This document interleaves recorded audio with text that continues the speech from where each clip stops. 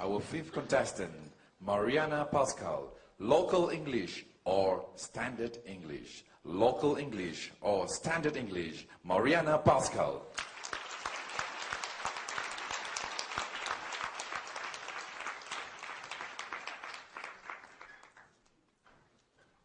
Well, many years ago, my daughter, who is half Chinese, attended a local kindergarten in Johor Bahru.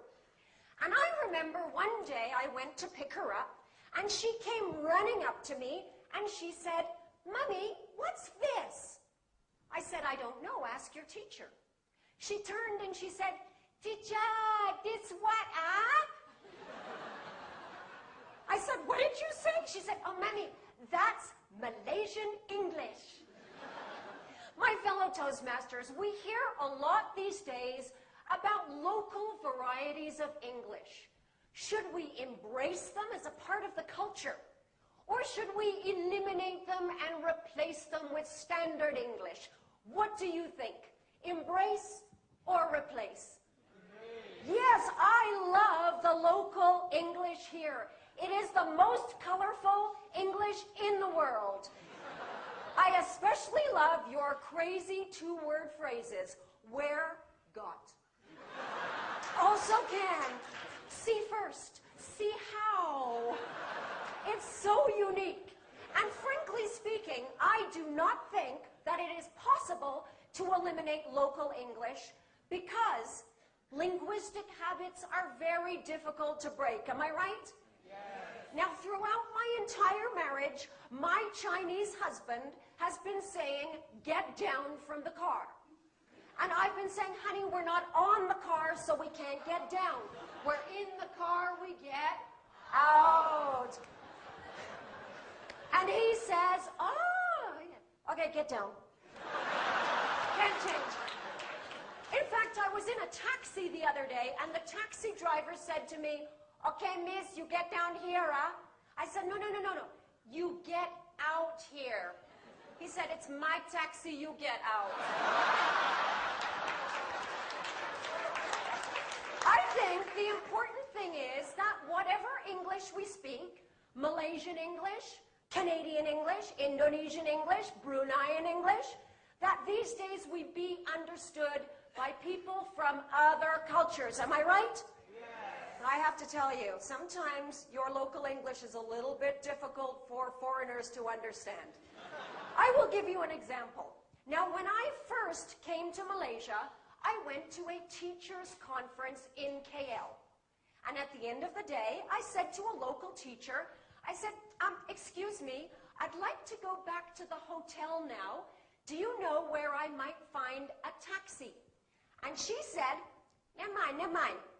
You follow me." I said, "Well, I don't have a car, so I can't follow you. Do you know where I can find a taxi?" She said, never mind, you follow me." I said to my friend, "She wants me to follow her. Should I run behind her car?" You see, it would have been helpful if she had used a more standard phrase like, "I'll give you a ride." I'll give you another example of how local English can be very difficult for foreigners. Now, my British friend Jolene came to Malaysia to work in a restaurant. And on her very first day, the manager asked her to make fruit juice. So he gave her some fruit, and he gave her a blender. And he said, "You put in fruit after you switch on."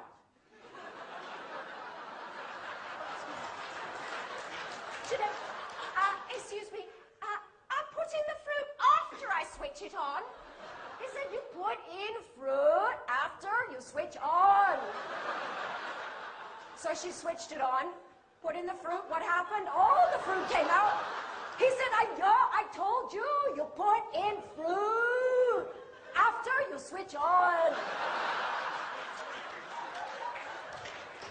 See, she had heard this, right? It would have been a little clearer if he had said, "Put in the fruit. After that, you switch it on." You see, sometimes one single word can change the whole meaning, right? I remember when my husband and I were first falling in love.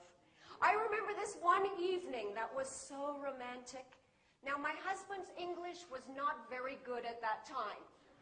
And this was the night he was going to propose. We were dancing. It was so romantic. We just looked at each other, and he said in the most gentle voice,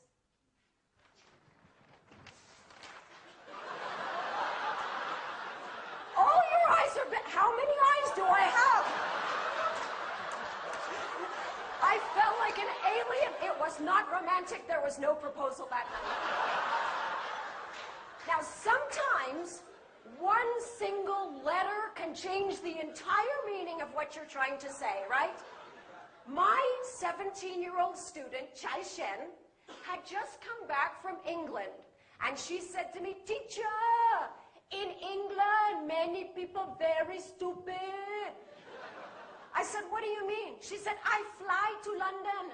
My skin very dry. My eyes very itchy. I go to information. I say, 'Excuse me, where can I find ice cream?' He sent me to McDonald's. Very stupid." So where does this leave us with local English? Well, this is what I say. Yes, we need standard English because we must be able to communicate with people from other cultures. But what a terrible shame it would be to lose the beautiful, colorful, vibrant local English. So I say both also can, love. Back to you.